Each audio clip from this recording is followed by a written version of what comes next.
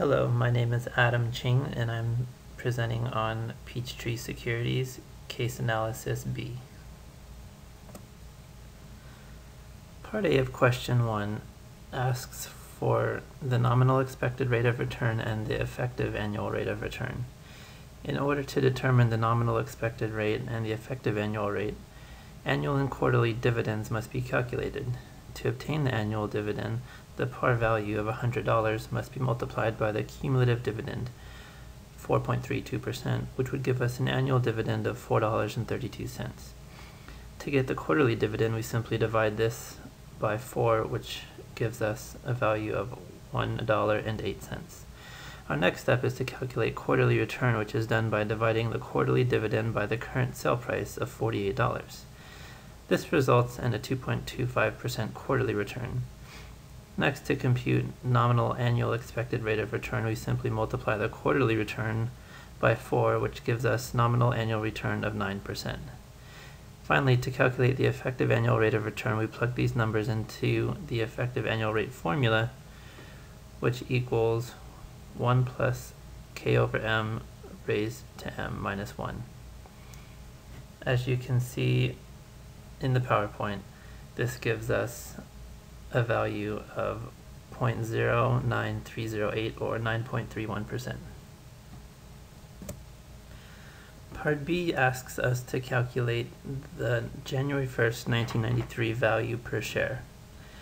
Given the data above, if 60,000 shares of the 300,000 shares, or 20% of the shares outstanding, needed to be redeemed annually at par value, we would have a $20 redeemable portion. That's calculated by 20% of the par value, which is $100.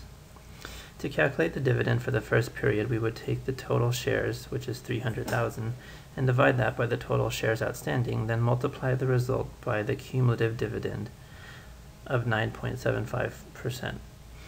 In the formula, this would appear as 300,000 shares over 300,000 shares multiplied by 9.75, which would equal $9.75.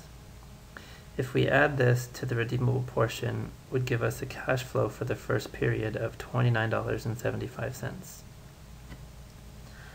The second, third, fourth, and fifth periods calculations are shown here. The end value gives us our per share value of $21.95.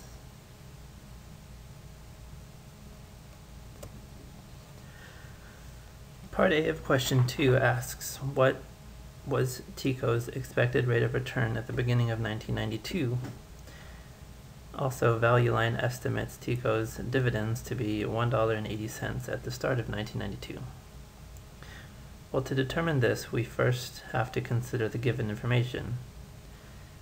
Dividend 1, or D1, equals 1.8. The constant growth rate is 6%.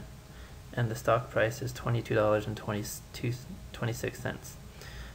Due to G being constant, we can use the constant growth model to calculate the expected rate of return. It's calculated by D1 over P0 plus G. Plugging the numbers in gives us 14.09%.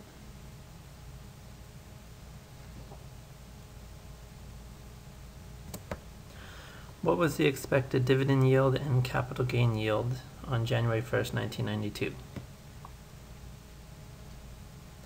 The expected dividend yield is calculated by dividing the expected dividend on January 1st, 1992 of 1.8 by the stock price of 22.26. This gives us 8.09%.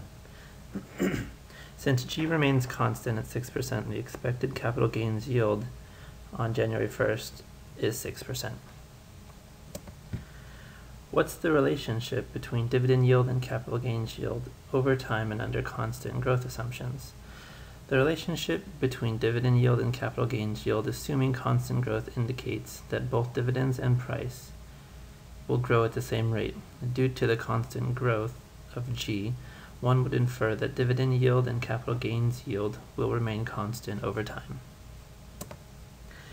What conditions must hold to use the constant growth model, and do many real-world stocks satisfy this constant growth assumptions? The Gordon model requires that dividends grow at a constant rate indefinitely. In addition, the dividend yield must be constant, and this growth model implies a company's earnings will also grow at the same rate.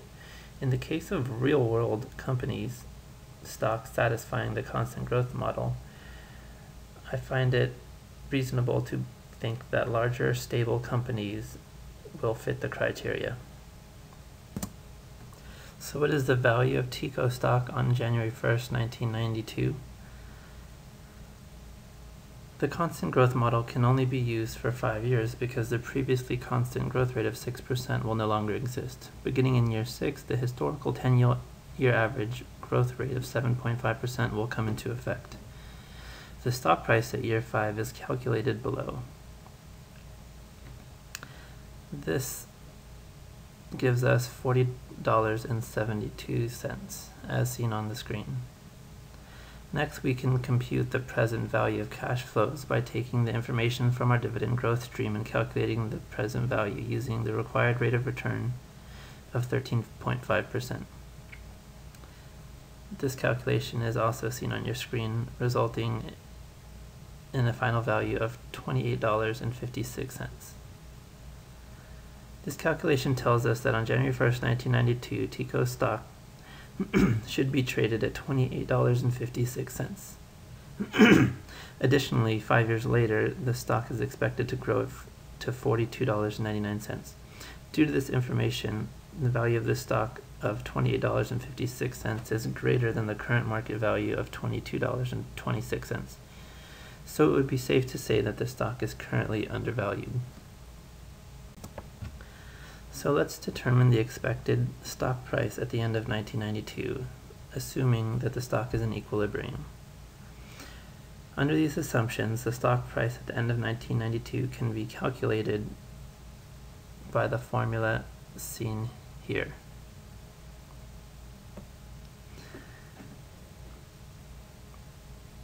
At the end of 1992, based on these assumptions, we can expect TECO stock to be priced at $30.62. We can also assume that since the expected price of $30.62 is greater than the market price of $22.26 at the end of 1992, TECO stock is still undervalued. So what's the expected stock price at the end of 1993? To find this, we use the same format as the previous question, except our starting point is now the dividend of 2.022. The stock price in 1993 is calculated with the following equation shown on your screen. This nets us a stock price of $32.85. From the last two questions, it's apparent that an increasing stock value trend has formed. This falls in line with our earlier prediction of a $42.99 stock price in 1997. So what's the expected dividend yield, capital gains yield, and total return for 1992? We can compute the expected dividend yield with the calculation seen on your screen, which is essentially the dividend of $1.80 divided by the stock price of $28.56, which nets us 6.3%. For capital gains yield, we get 7.21%. Totaling these two together will give us the total return, which is 13.51%. In part E of the third question, we are given the following information. TECO's dividend is expected to remain constant at $1.80 for the next 5 years, and then grow at a constant 6% rate. If the required rate of return is 13.5%,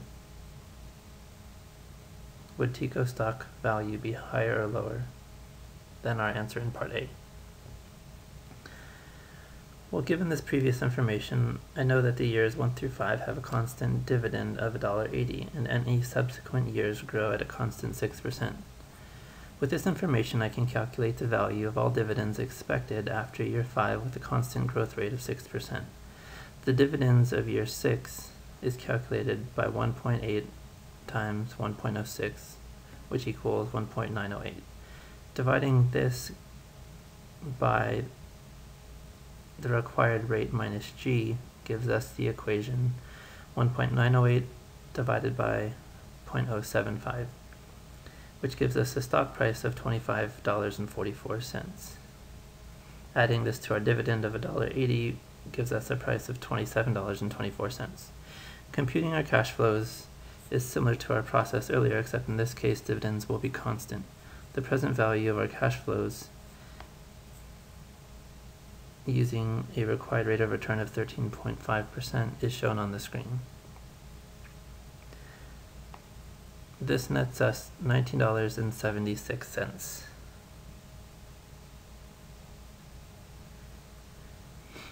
This current stock price of $19.76 is significantly less than the stock price calculated in Part A, which was $28.56. The new stock price is almost 31% less than the stock price calculated in Section A. This new stock price that was calculated with a constant dividend of $1.80 for the first 5 years has a stock price of $19.76, less than that of the current market price, $22.26. This means under these circumstances that TECO stock would be overvalued at $22.26. Using the growth rates given, the expected rate of return can be calculated using the formula seen on the screen.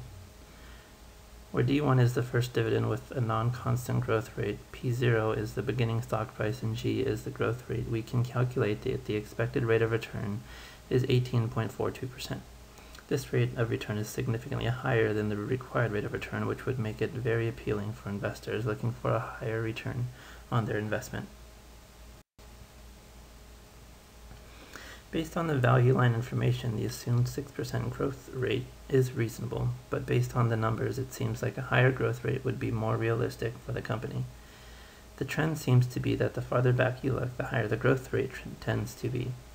For example, the dividend growth rate for the past 5 years is 6.5%, while the dividend growth rate for the past 10 years is even higher at 7.5%.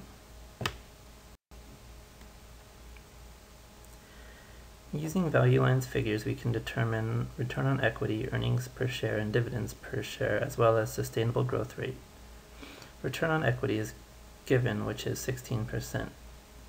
To calculate the payout ratio, we divide dividends per share by earnings per share, which gives us 0.6818. To get the retention ratio, we subtract 1 from the payout ratio, which gives us 0.3182. Now we determine sustainable growth by multiplying ROE by retention. This gives us 0.0509 or 5.09%. This long-term sustainable growth of 5.09% suggests that while these numbers are indicative of a growing company, a growth rate of 7.5% seems a bit inflated. Thank you for taking the time to listen to my presentation.